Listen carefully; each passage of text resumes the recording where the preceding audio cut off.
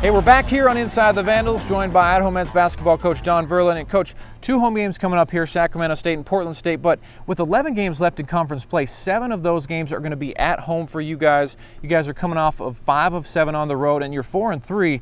What's the feeling right now is where you guys are at? Well, we feel pretty good about where we're at. You know, obviously we'd all like to be a little bit better. We felt like we've let a couple get away, but that's kind of the way it goes in a conference race. Big finish coming up for us at the end of the year. Like you said, 7 of our last 11 at home. And obviously a big weekend versus Sacramento State. Yeah, well, and you mentioned, that there were, pretty much every game you guys have been in so far, you probably feel like you had a chance to win those games. But to get 3 of 5 on the road, again, you get a win in Missoula, which is practically impossible to get a win. Yeah, we've won at some good spots. We won at North Dakota, which was a good win. With what they're doing, they're ahead of us now in the conference standings. We won at Montana. That was obviously a good win.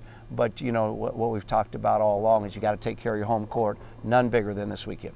How important is it to get into that top 4, since in the Big Sky Conference tournament now the top 4 seeds get a bye, in trying to win the Big Sky Conference tournament, having to win 3 games instead of 4? Well, it's huge because, having that top 4 seed, you're not playing on Tuesday, you're playing on Thursday. You get a chance to watch the team play that you're going to be playing. They're on a short week. They've played on Saturday and then again on Tuesday. That could be a long week if you have to play 4 games of the conference tournament.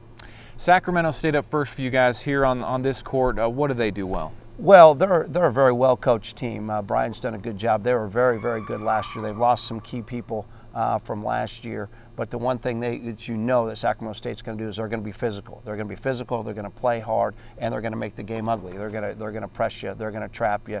They're going to make you not allow you, I should say, to run your offense. And they're always really tough to play, and they play with a lot of spirit. So I expect a good game on Thursday night. A physical game. You mentioned the physicality. It seems like you guys thrive in that rebounding aspect, that physicality. Do you think that's a good type of matchup for you guys? Well, we're going to see. Obviously without Vic and Perry on, we've got to make some adjustments. We got to have a good week of practice. We got to get this team back in sync a little bit. So we've got some work to do, but we have to make it a physical game. We have to dominate the backboards. I thought that's where Montana State hurt us a little bit. They got way too many offensive rebounds. That's our strength of this team, and we got to dominate the glass from start to finish all weekend long.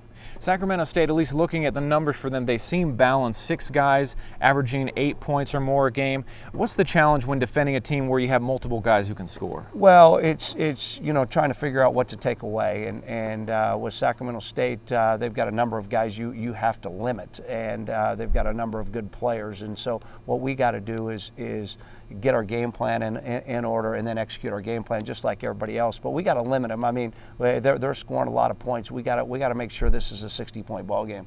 Portland State's up after them. They're coming off a game in which they got a win, shot 64% from the field. How concerned are you that they get hot? Well, Portland State's a good team. They're a very talented team. They had a tough preseason, lost their confidence a little bit. I thought that win on Saturday versus Sacramento State was a marquee win for them to go on the road and get a quality win.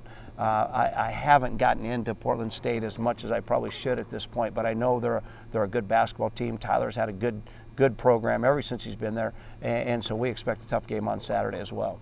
Finally, Coach, again, the 2 guys out, do you feel good coming into this week of practice about what's it going to take to make those adjustments? Well, you never feel good about injuries because most importantly is you feel bad for the players because they've worked so hard and they want to be out there.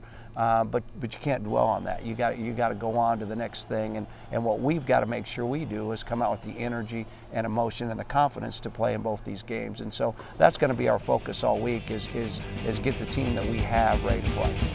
He's Vandals head coach Don Verlin right there. Coach, as always, a pleasure. Looking forward to your games this weekend, and thanks for your time. Thank you. Up next, we talk with women's basketball as they played Montana and Montana State as well. That's next here on Inside the Vandals.